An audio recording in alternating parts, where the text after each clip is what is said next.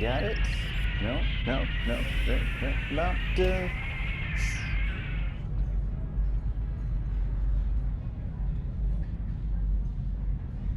here. Hello, human beings. Over there on Earth. I know that it seems a little strange, but I have received your transmission.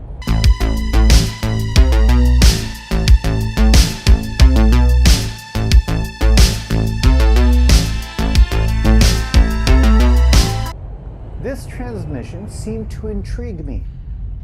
You see, the transmission was titled Samaritan. Hanging out on the spaceship. Hanging out on the spaceship. Now this strange transmission that you sent, I know that a lot of times when you're sending transmission into space, you want to encode it so that way no rogue aliens of any kind pick it up and then realize what you're trying to say. I get it. This is fake, by the way. I can't even blow through it. See?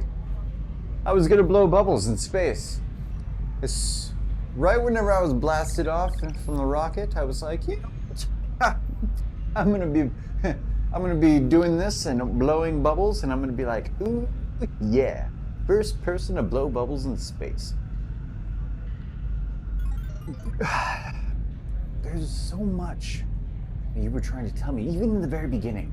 At the very beginning, you started telling me about these two children that had superpowers that it didn't really describe their superpowers in general, but they said superpowers. They were stronger than other people. They could hurt them accidentally. And this ended up creating a rift in the town. And that town ended up killing those two child's parents. Trying to kill them as well, but it didn't work. Now, with dead parents, those two children split. One turned evil, the other good. Now, was this trying to tell me something? Were you trying to throw at me some kind of good and evil haiku? I'm not quite sure what a haiku is anymore. Haiku. Some kind of a poem. I get your poem writing. This was a haiku. It was a really tall, devious plan. So this really tall, devious plan seemed to have something else. It was broadcasted by a man named Sylvester Stallone. He was quite old. Quite old. So this information tells me that it was sent with utter importance because this man was quite old, meaning death was right around the corner. Yes. Attention all Andromedans. I see what you're saying. This station operates in linear space-time. I will have to ponder that more while I chew on the end of my pipe. Okay. Attention So all many, Andromedans. need I This say, station cliche operates things. in linear A space-time. lot of cliches. Please refrain A from lot of using strange hyperspace things travel and that you could go, huh, I've heard that on a radio show once or twice. But no. Yes, bitches and hoes. So this boy, bitches and hoes speak, loves this superhero, Samaritan. And he watches podcasters and YouTubers who apparently love Samaritan and he's still alive. Just like we know that Elvis still exists. Yeah. Oh, they made a movie about him. 1965. Was he even dead by then? Not quite sure. I'd have to check the databases but I'm pretty sure he was still alive, actually. My facts are flawed, but same as yours. Your facts are flawed as well, because for some reason, this woman in this transmission had some kind of information she was trying to display to us. She was like, by the way, no matter what I do, I go to work every single day. Every single day. And yet, I do not have enough money to pay for just my housing alone.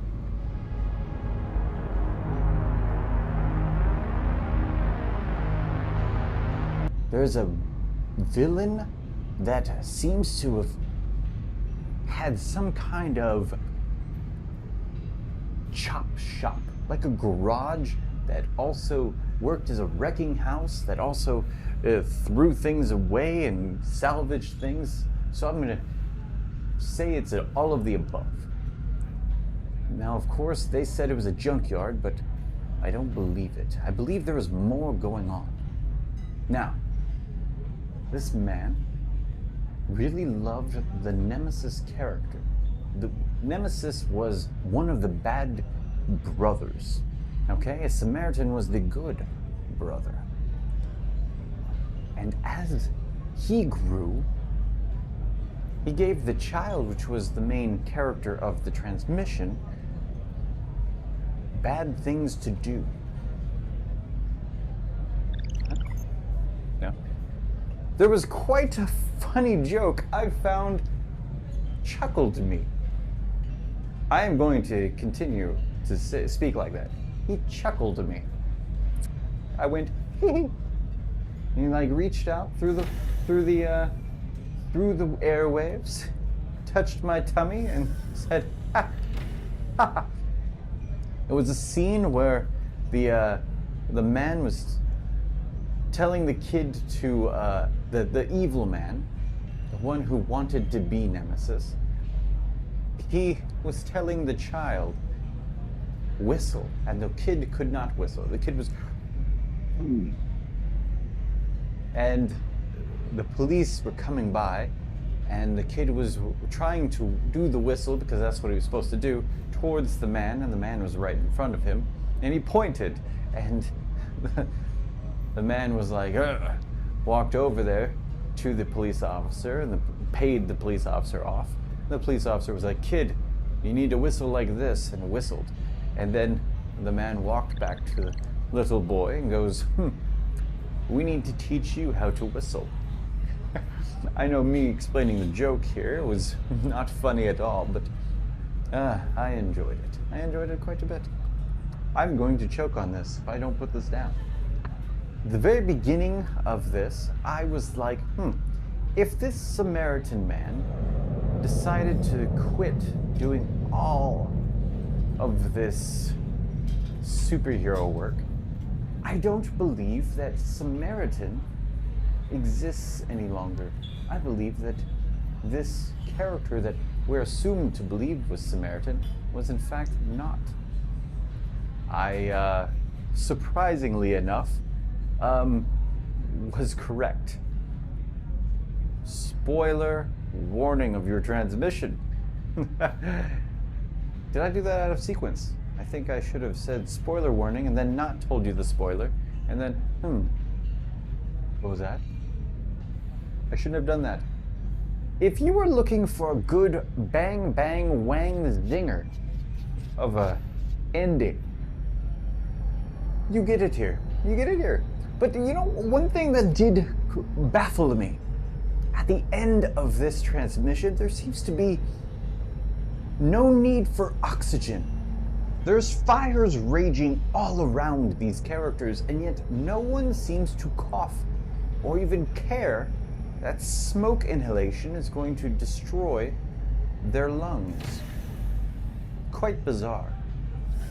I do find it odd that the character of the librarian and or YouTuber and or podcaster, he, I should say AKA, be hip with you younger crowd, he seems to have been quite a afterthought, like a pointless measure. You see, I know that after the child goes to him to chat about, hey, I've evidence that a Samaritan exists, the man is like, well, give me better proof. And of course, the thing that's a little strange is the better proof, he then has to go and break in to get the better proof. But the boy, I believe, was going to break into Samaritan's home no matter what.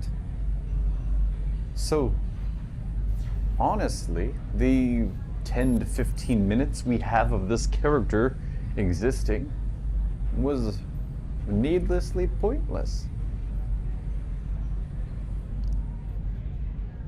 Needlessly pointless. It's been a long day. The bad guys end up going to Samaritan's home to find him and to kidnap him and kill him. But yet, they break into his home, do not find him. Look outside the window, and there's the little boy looking down at them breaking into his neighbor's home. And from that look goes, we need that child. For some reason, everything in the world around me says, hey, that child knows something. Just because I was looking out a window and he was looking back at me through this window. I look through that window over there at all of you human beings and you looking back up. Give a damn. That's an egg. This is going to conclude my transmission back to you on Earth. I would like to give your transmission a solid 7 out of 10. Why would I give you a 7 out of 10? Because I enjoyed what you said to me, and I think it was presented well.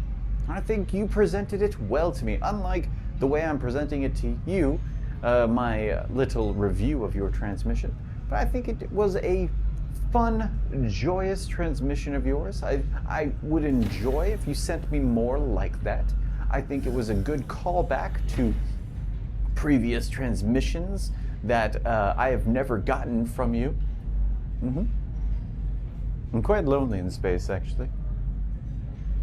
Thank you, Earth people.